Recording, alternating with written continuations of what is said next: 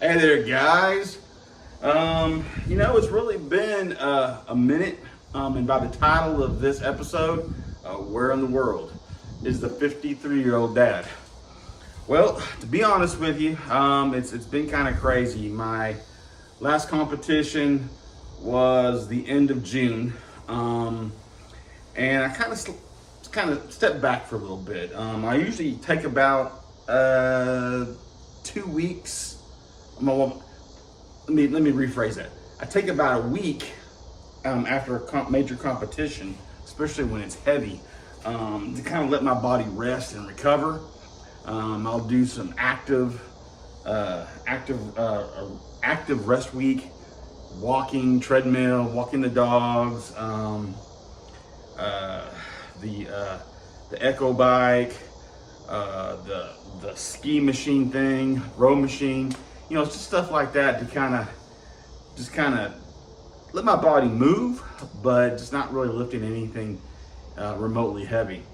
And then usually starting that second week, I start going back into maybe a week or two of lighter weights with higher reps to kind of get my body back into that groove. But that protocol or that rhythm or whatever you want to call it, that schedule that I usually maintain, kind of took a detour and a pause. A little over a year ago, I started hurting kind of in the groin area, down there. And what I was really worried about is with this heavy lifting that maybe I pulled a hernia, because that's something that is very common. Even if you're not lifting heavy weights, you may be moving your mom's couch or the refrigerator or something like that, just a daily household routine, and it can happen. So I went ahead and kept training, and I had 3 competitions during that time, maybe 4, definitely 3, where I was hurting. But what was weird is whenever I was training and whenever I was competing, it's like the pain disappeared, it vanished. But shortly after, especially when I went into a rest, the pain would come back. It would, like if I was laying down, whenever I would go to sit up, it would be kind of this achy stabbing pain in that midsection groin area. So after my competition in June, where 3 of the events really, but 2 of them were super heavy. I went ahead and figured, you know what? I've had 2 competitions now that has qualified me to go to nationals next June. And before I wanted to really start training and attempting that opportunity, I needed to figure out what was going on with me. So I went to my doctor. He did some x-rays, bones looked good. He sent me to a place to get an MRI. That looked okay. Everything looked somewhat normal. There may have been maybe a small thing that might have been a potential hernia, but nothing concerning. So went back to the doctor, and he went ahead and referred me to an orthopedic place. And after talking to the orthopedic doctor, who's also a surgeon, he was like, you know what? I need to see that area a little bit better. What he was concerned about, because of where the pain was located and how I was feeling and describing it, is that in my right hip, where your femur bone hooks into that pelvic socket, where that hip socket is, you got, that your femur ends kind of like in a ball like that, and then it just fits right in there, and that's what allows you to walk. And I'm not a doctor or physiologist or any of those ologists kind of people, but I know the basics of biology. I mean, I went to high school and college. I learned a little bit, but he was worried that maybe in that area I might have pulled a ligament, or there could have been a muscle tear somewhere in there, and that's what he was concerned about. If that were to be true, then I would have to have surgery, And that was just gonna really mess up things in my life for a while. But I need to get it taken care of. So he set me up for, I should have looked this up before I got on this video, an angiogram MRI. I think that's how you say it. So anyway, let me explain that day to you. I mean, I don't want to get this to be too long of a video, but I go in, and before it's going to be like a regular MRI. But first, I go upstairs and they put me on a table. The nurse tells me to pull my pants down, and I'm sitting here thinking, well, are we going to get dinner first? I mean, hello. So I pull it down kind of the area, and she goes, no, we're going to have to pull it all the way down, son. We're going to have to put it all the way down. So the doctor has access, because, you know, your hip right there, where me, I mean, you're right down there next to the boys. So, so I'm on this cold plastic table, and you pull my pants down, and she gets me a little hand cloth and puts over my junk. But I'm free as a bird. And she comes over and she cleans up that area and gets it all ready and sterilizes it. And then we're just sitting there, and the doctor, he had to take care of something real quick. So we're just sitting there trying, as my pants are pulled down and I have a cloth on my junk. We're sitting there trying to make small talk, with as uncomfortable as that was. I mean, at least for me. I mean, if she's, you know, a nurse, I'm sure she's probably seen all sorts of stuff. But the doctor comes in, and he's like, all right. So what the angiogram MRI is I've had one done before. I don't even know if it's technically called an MRI, where you go in something kind of like an MRI machine, but they put an IV in your arm, and then you're laying there, and they push this dye through the IV. And it's kind of weird sensation, because you actually feel like you're peeing yourself. And you know, I went in there, and I'm sitting here thinking, well, are they going to get me set up for an IV? No IV. So the doctor comes in, and basically what it does is he wants to get right down there in that socket where, you know, here's that femur and here's the socket. He wants to get right in there, and he wants to shoot some dye in there, which is going to give a lot more detail to the MRI. So I'm sitting here on this table, and the doctor finally comes in, and he's like, all right, Chris, you ready for this? And that brother, he pulls out this 4-inch long needle. And then you can see the big tube it's connected to that has all this dye crap in it. And I'm like, you sticking that in me? He's like, yeah. He goes, I'm gonna numb you up a little bit. But let me tell you something. They numb, you know, that needle for that is like that big. You know, it's not very, you know, I really didn't feel that much when he poked me. But he's like, you know, it is going to be uncomfortable, and there's going to be some pain, because the medicine's not going to get all the way. Because, I mean, that whole 4 inches was going into my body. And so he feels around for, like, I guess the perfect place to insert the needle. And then finally he just goes, okay, on the count of 3, 1, 2.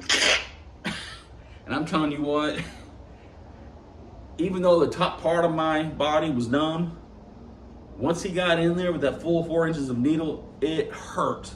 Now, the pain started to go away, but was weird. It was just the uncomfortableness of it. You could feel the pressure of it, especially when he started shooting that dye into my body. It was like you could feel just this pressure building up, which was extremely uncomfortable. But at that point in time, the pain was gone, and within like a minute or less, or maybe 1 to 2 minutes, he squirted all the dye into me and said, all right, we done. He cleaned me up, put a Band-Aid on it, and said, all right, go downstairs and go do the MRI. And I don't know if it's because I've gotten older, and let me know if you guys have experienced. A long time ago, when I was in the military, I had to have an MRI done on my back because I fell down from a rope. And didn't bother me. Tight spaces didn't bother me. But as I'm getting older, for some reason, enclosed spaces like that, because if you've never had an MRI before, I mean, it's a little tube, and I'm somewhat of a big guy. I've got very broad shoulders. And so I'm literally, my shoulders, in fact, they've got to put a towel on both of my shoulders because I'm touching the sides of this circle that this tube that they're putting you into. And so, but with that, I mean, I look up and I mean, like the ceiling is right here. And I'm like, okay. But luckily, this was a little bit shorter machine. So the cool thing is by the time they scooted me in to get my hip, my head was basically almost sticking out the other side. So all I had to do was kind of look back and just focus on the ceiling, which made it not as claustrophobic. I mean, I still could feel like I was a sausage in the sausage machine, but got through that and then went and got my results a couple days ago. And the good thing is this: no tears in my ligaments, no muscle tears. Basically, the doctor was like, dude, I mean, overall, I mean, the insides of you look fantastic. One thing he did notice, though, was my right testicle was a little inflamed. I did actually have some footage of the MRI and the internal and all that, but I mean, you could see everything, and I wasn't quite sure if YouTube would allow that or not. So I went ahead and just didn't include that. I did take a picture to show to my wife to say, hey, this is the inside of your husband. But you know, overall, orthopedic wise, he's like, dude, you're in great shape. He gave me the clear sign of, you know, doing what you do and training and competing and strongman. All the things you need for that, it's fine. Keep doing it. Do what you need to do. Listen to your body, and that's the big thing that I try to say, especially when you get over 50 and you're training and you're moving your body and you're exercising. It's just listen to your body. I mean, you need to get your butt off the damn couch and move your body, but listen to your body as well. And when it needs to break, when it needs to rest and heal and recover, listen to it. Don't overdo it, is what I'm saying. So, but he said, hey, you're still going to probably hurt from what's going on, but it's to whatever degree of pain you're comfortable with. So his recommendation was he thinks I may have an infection down in that area, which causes the pain to spread out. So his recommendation was for me to go back to my primary doctor, give him the results of what the orthopedic doctor did, and then get a referral to a urinologist. So that's the plans. I see my primary next week, talk to him, see about getting into a urinologist, and hopefully, worst case scenario, I mean, the good thing is no surgery. No surgery. Love it. So hopefully all I'm going to need to do is take some antibiotics, take some medicine, allow this, whatever this is, to clear up, and then hopefully I will not have to endure that pain anymore. Why I waited this long is because I'm pretty damn stubborn, and I don't like going to the doctor unless I just have to. But it was getting to a point that I knew if I wanted to continue on my strongman journey, that I needed to see what was going on and make sure that there was something not majorly wrong. And that we've ruled that out now. There's no tears, there's no breaks, there's nothing that would keep me from doing what I love doing. So going forward, I've got a competition the end of October, and I need to start, I've been doing some light stuff, but I've got about 5 weeks that I need to really kick it into overdrive to do some training to prepare for that. But regardless, I'm just going to go and have fun regardless of how I do. And then I may have another competition in the spring. And then ultimately my goal is to get to June and go to nationals. I got to make sure I got some things in place for that. But that's kind of where the 53-year-old dad is at now. So sorry I haven't been doing a lot of videos. I've been kind of doing some obscure videos here and there and some dad jokes of the day. But I need to get back on the lifting train and start pulling and pushing away. So I'm gonna try and start getting more content for you guys.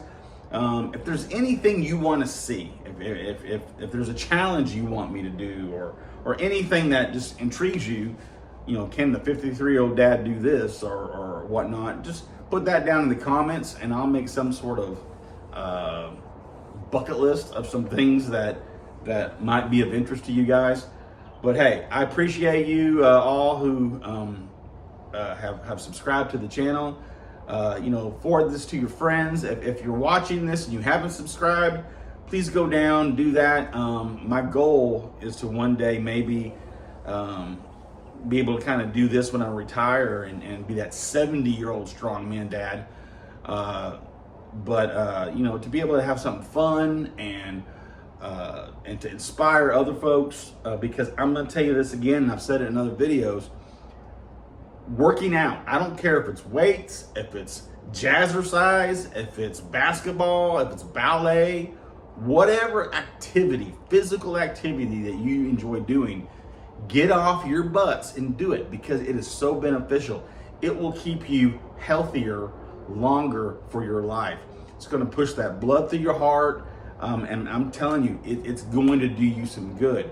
The longer you sit on a couch and do nothing but binge watch TV, the more your body's going to break down, and it's not going to be able to support you, and you're going to be that 65-year-old who's at the grocery store who's bent over and he can't get back up to a good posture because they have not done anything. And I'm not trying to lay shame or guilt or anything on someone like that if you know someone like that, but you know what, I see those as examples of they made some choices, they did what they did, but I don't want to be like that. My wife's mom and dad wasted away sitting on the couch, and because they did not do what the doctor told them to do, because they did not move their body, we literally saw their bodies, spirits and souls, break down to nothing. And by the end, they were so bitter and in pain and frustrated that they didn't even resemble her mom and dad. And it was very sad, and it was very, I know it's very hard on us, because that's not the last images of two of the most important people in your life. That's not the image you want to have at the very end. You want to be able to sit back and really focus on the good things, on the great things, on the amazing things and memories that's happened through all these years. And so, I don't want my kids to go through that. So I'm trying to be an example of getting out there and being healthy. My wife is starting this walking program, so they can see that, her doing that kind of thing.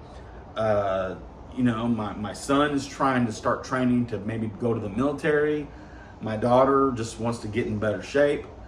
So if I can get them going, maybe they can be the next domino in their future family or their friends or something like that. So, at the end of the day, go out there, be the best you can be, get your fit on.